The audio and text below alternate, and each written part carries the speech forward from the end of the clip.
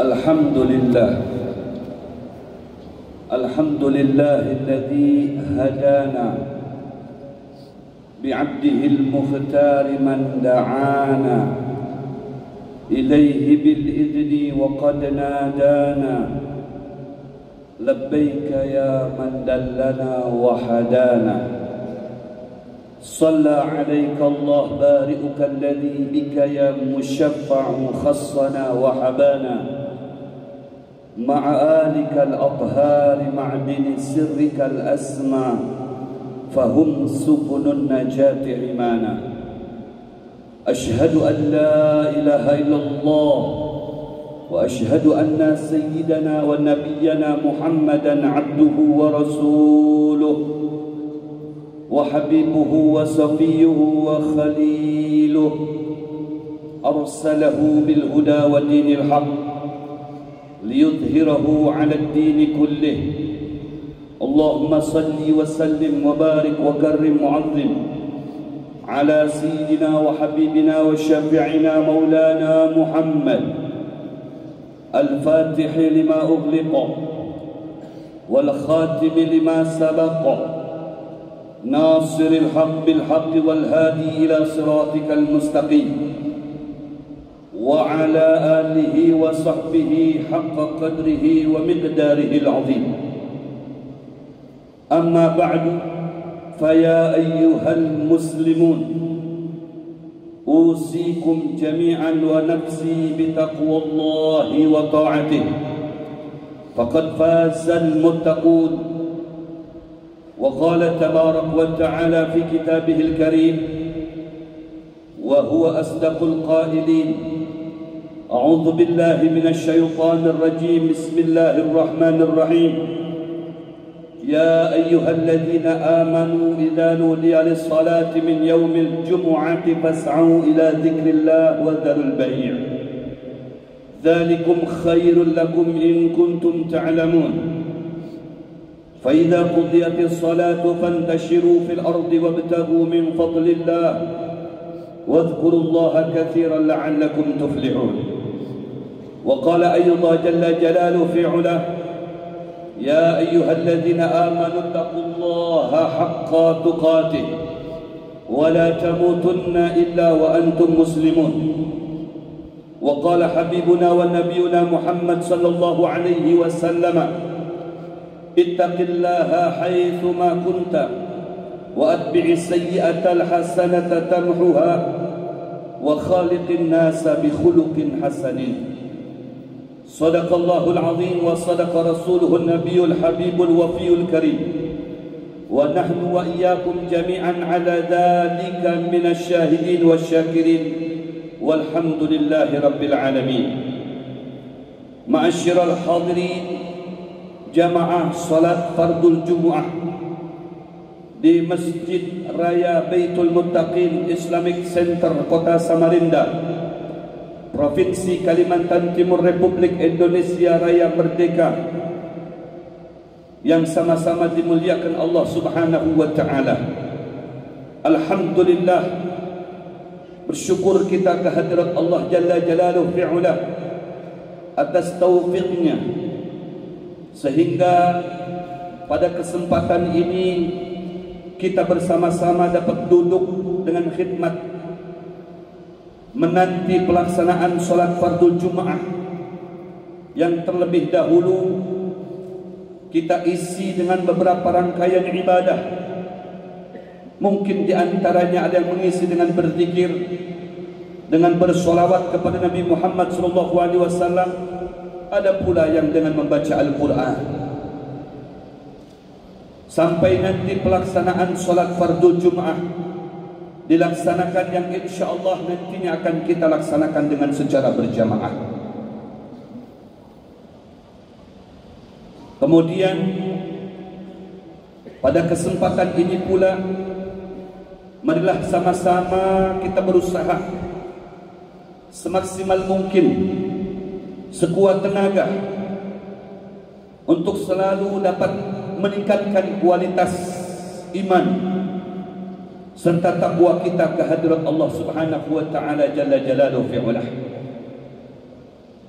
yang memang dengan karenanya lah kita sebagai manusia yang mengabdi kepada Allah Subhanahu wa ta'ala menjadi bertitel sebagai hamba yang betul-betul dapat mengabdikan, menghambakan dirinya kepada Allah Subhanahu wa ta'ala. Ma'asyiral hadirin sidang Jumat yang dimuliakan Allah Subhanahu wa ta'ala, Allah yang maha agung, Allah yang maha kuasa, Allah yang maha pengasih dan penyayang telah membuktikan kasih sayangnya kepada kita selaku hambanya. Terlebih di antara kita yang selalu menjaga keimanan dan ketakwaannya kepadanya, yang Allah Subhanahu wa ta'ala telah memberikan satu metode untuk kita semuanya, satu cara yang sangat dan amat sempurna sekali untuk bisa kita betul-betul mengabdi kepada Allah, beribadah kepada Allah sesuai dengan koridor. Allah memberikan satu metode untuk kehidupan kita agar supaya hidup kita betul-betul terpuji, agar supaya hidup kita betul-betul bermakna, bukan hanya sebatas hidup yang menghabiskan waktu dan masa, yang endingnya tidak memberikan sebuah manfaat kepada kita. Maka Allah Subhanahu wa ta'ala dengan jelas memberikan petunjuk-petunjuk agar supaya kita di dalam mengarungi bahtera kehidupan kita ini betul-betul optimal. Seperti mana Allah firmankan dalam sebuah ayat daripada ayat-ayat suci Al-Quran dalam surah Al-Ahzab ayat 21. A'udzubillahi minasyaitonir rajim. Bismillahirrahmanirrahim. Laqad kana lakum fi Rasulillahi uswatun hasanah liman kana yarjullaha wal yawmal akhir wa dzakarallaha katsira. Yang dimana Allah Subhanahu wa ta'ala berfirman, laqad kana lakum, sungguh telah terdapat untuk kalian semuanya budi pekerti yang baik, uswatun hasanah, akhlak yang karimah, kepribadian yang baik. Karena sesekali lagi kita akan tercermin menjadi hamba yang baik, menjadi hamba yang terpuji, manakala kita bisa dan mampu mencerminkan di dalam kehidupan kita sebuah akhlak dan kepribadian, yang akhlak dan kepribadian itu kita ambil daripada sosok manusia terhebat, teragung, termulia, teristimewa, yang selalu keagungannya itu terjaga dan selalu diistimewakan oleh zat yang maha istimewa, Allah Subhanahu wa ta'ala, yaitu Sayyidina Muhammad sallallahu alaihi wa alihi wasallam. Bahkan Allah Subhanahu wa ta'ala di dalam ayat yang lain telah memberikan sebuah statement berbentuk anjuran kepada kita selaku hambanya yang mempunyai dasar cinta yang kuat kepada Allah Subhanahu wa ta'ala, agar supaya cinta kita kepada Allah itu tidak salah menuangkan, tidak salah menyalurkan, yang dimana Allah Subhanahu wa ta'ala sampaikan, dan penyampaian ini diminta oleh Allah kepada Nabi Muhammad untuk disampaikan kepada kita selaku hamba Allah yang iman kepadanya dan iman kepada pula Nabi Muhammad SAW. Qul in kuntum tuhibbunallaha fattabi'uni yuhibbukumullahu wa yaghfir lakum dzunubakum wallahu ghafurur rahim.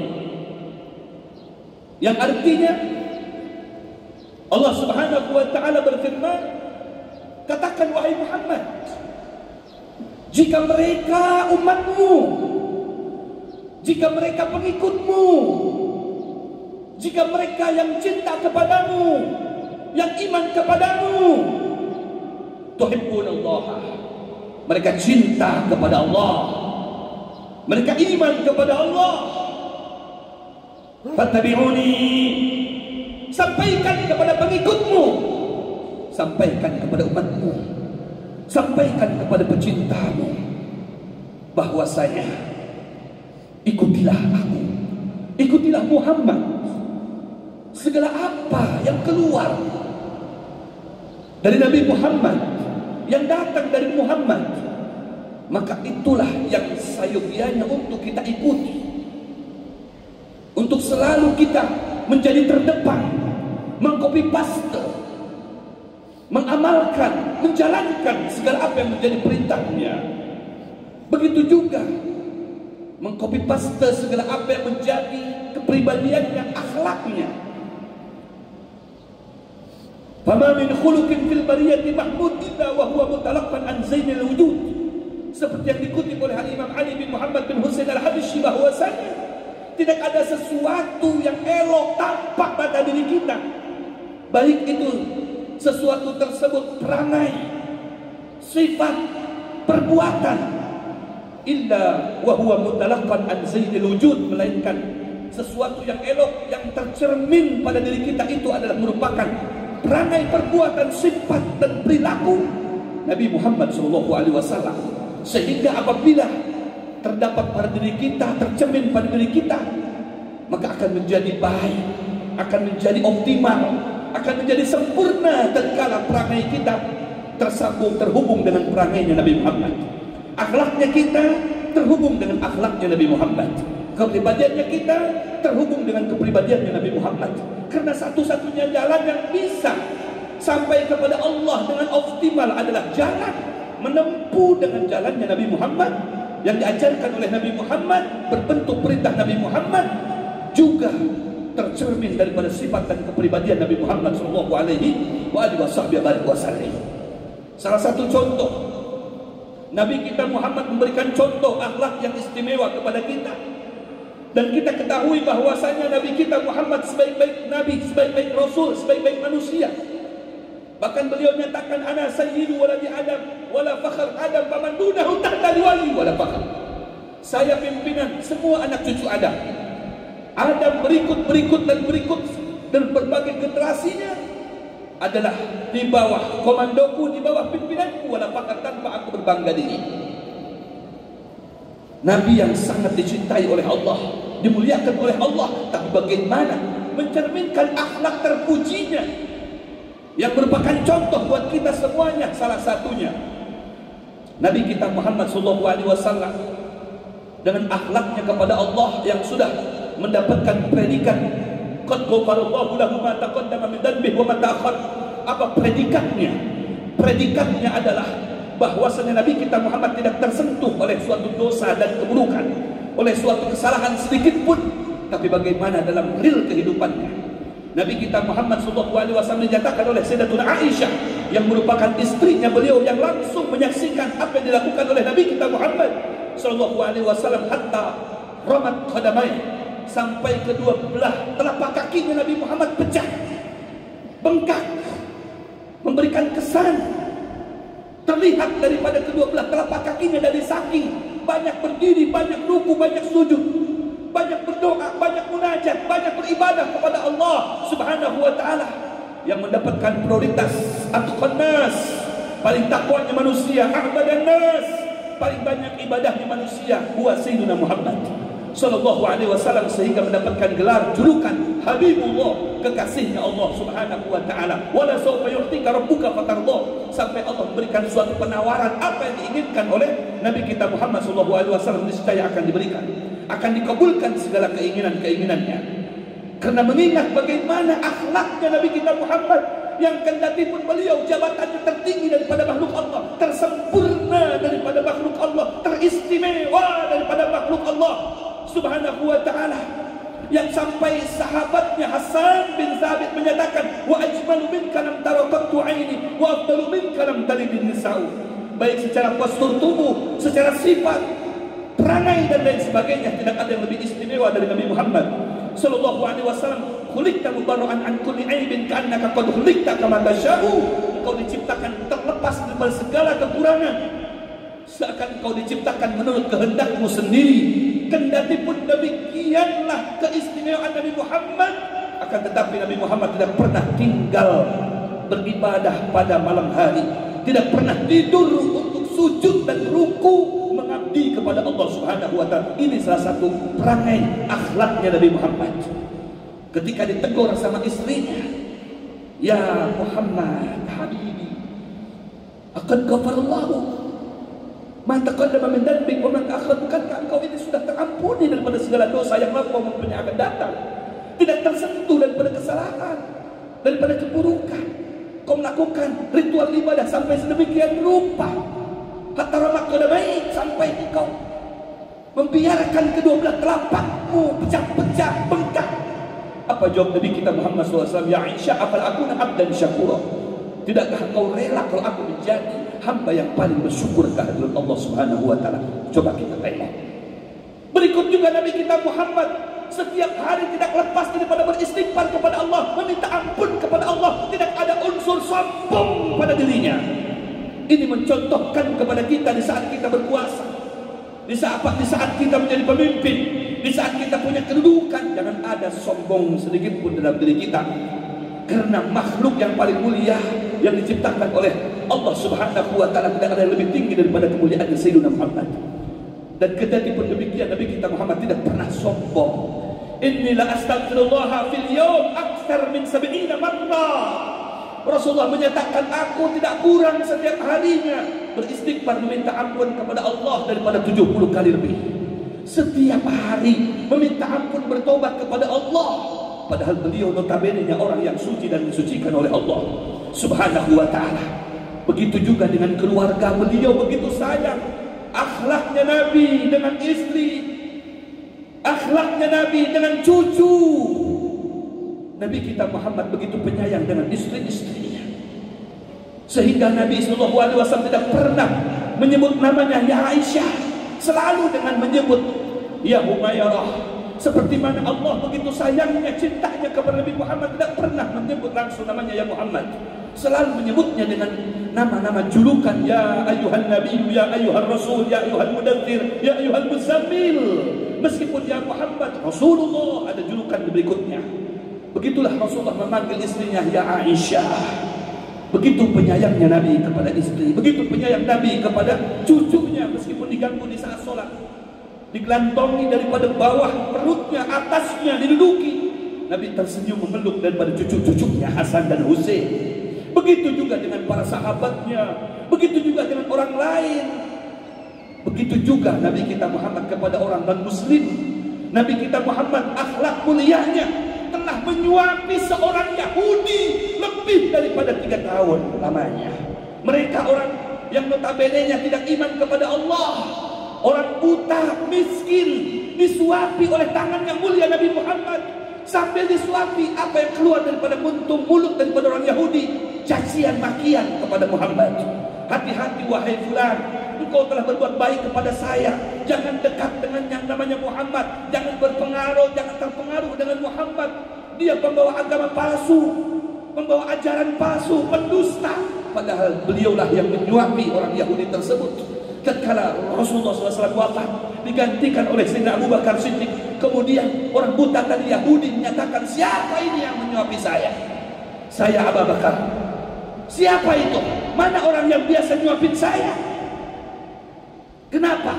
Kata Sayyidina Abu Bakar, dia begitu lembut menyuapi saya, tidak seperti saat sekarang ini begitu kasarnya nyuapin saya. Kata Sayyidina Abu Bakar Siddiq, beliau sudah wafat. Siapa beliau? Beliau Muhammad. Nangis orang Yahudi tadi.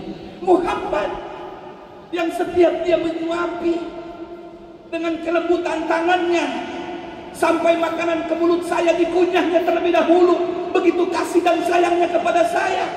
tidak pernah marah kepada saya bertahun-tahun nyuapi saya. Dia tersenyum, dia berbuat baik kepada saya. Padahal tiap hari, setiap saat dia nyuapin saya, selalu ngata-ngatain dia. Sampai seorang Yahudi tadi, dia mengucapkan 2 kalimat syahadat atas akhlak dan kepribadian Nabi Muhammad yang dicerminkan kepada orang tersebut. Pernah orang daripada pelosok, orang kampung yang tidak berakhlak kepada Nabi, bagaimana sikap Nabi terhadapnya? Nabi pernah ditarik dari selendang yang dipakainya, digunakannya sama orang primitif sampai membekas di lehernya Nabi. Seraya dia nyatakan, ya Muhammad, saya minta uang yang telah diberikan oleh Tuhanmu kepada engkau, memberikan saya harta yang sudah Tuhan berikan kepadamu. Dengan kasarnya dia kepada Nabi Muhammad melakukan hal tersebut. Apa yang disambut oleh Nabi? Senyuman, seraya menyatakan kepada sahabatnya untuk membagi orang tersebut, memberi orang tersebut, tanpa Nabi Muhammad membalas dengan emosi dan dengan amarah. Begitu juga Nabi SAW kepada orang Yahudi yang ketika mau sholat dilempari dengan kotoran onta. Apa yang dilakukan oleh Nabi kalau tidak tersenyum, bahkan mendoakan? Terdengar dia sakit, yang menyakiti Nabi, yang melukai Nabi, mengotori Nabi di saat mau sholat. Terdengar sakit. Pertama orang yang menjenguk orang Yahudi tadi, sampai orang tersebut masuk Islam di tangan Nabi kita Muhammad karena akhlak yang tercermin pada pribadi Nabi Muhammad. Itulah sebaik-baik Nabi, sebaik-baik pemimpin.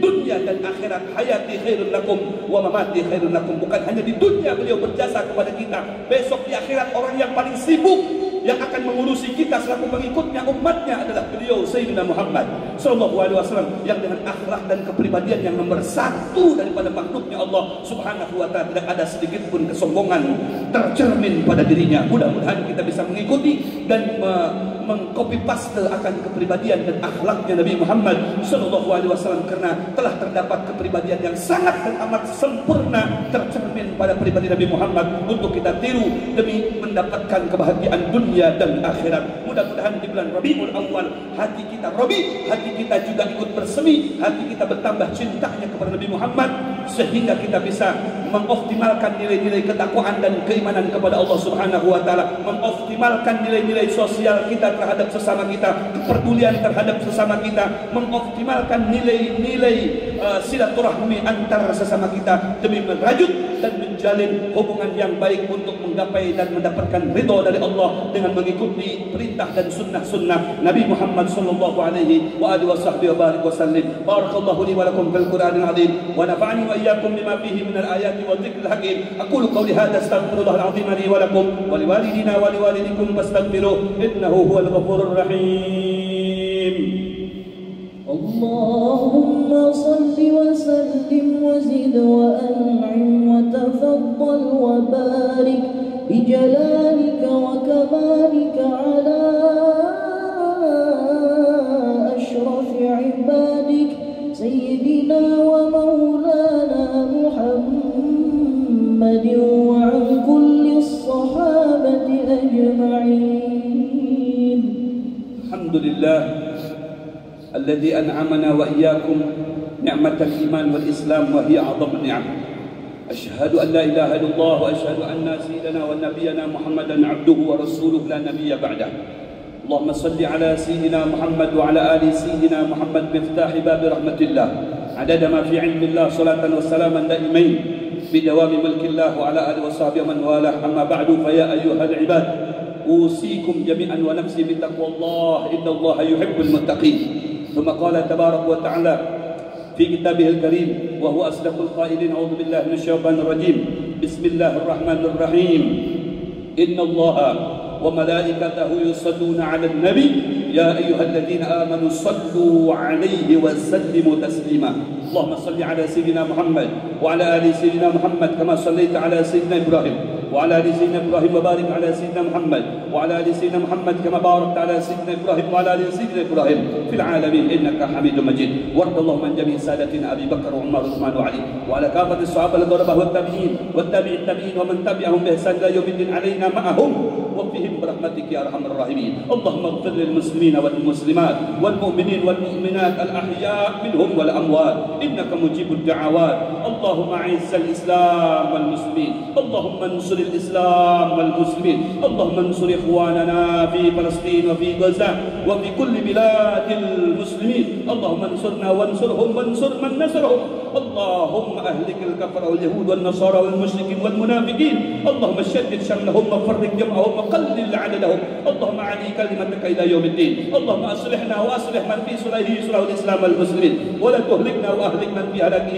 صلح الإسلام والمسلمين. اللهم ارفع وادفع واصرف عنا عنكم وعن أمة سيدنا محمد عن البلاء والوباء والأمراض والأسقام والآفات والأهات والبليات والزلازل والفتن والمحن والجور والظلم والفواحش ما ظهر منها وما بطن عن دائرتنا سمرندا وجزيرتنا فرابنسي كلمة تمر وبلادنا إندونيسيا خاصة وأن سائر البلدان المسلمين عامة لا يصرفها ولا يدفعها إلا أنت يا مولانا بحق ربنا. آتنا في الدنيا حسنة وفي الآخرة حسنة وقنا عذاب النار. عباد الله.